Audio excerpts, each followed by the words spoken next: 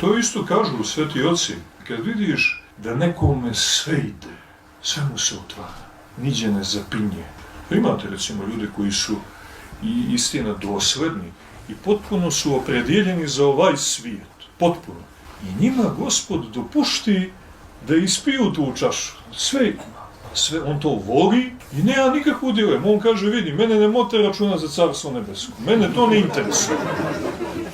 To me uopšte ne interesuje.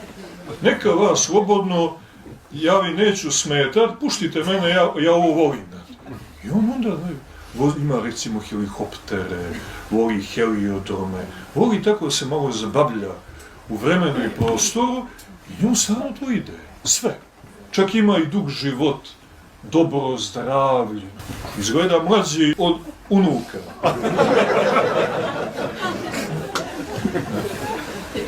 On je to izabrao. Vidite, tu nema leba.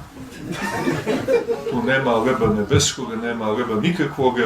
I oci kažu, mak se o takvi. Nemoj, to je zona koja... Narod kaže, Bog digao ruke. Ali ne zato što nekoga manje ili više voli, nego prosto taj neko se opredijelio za ovaj svijet i vijek.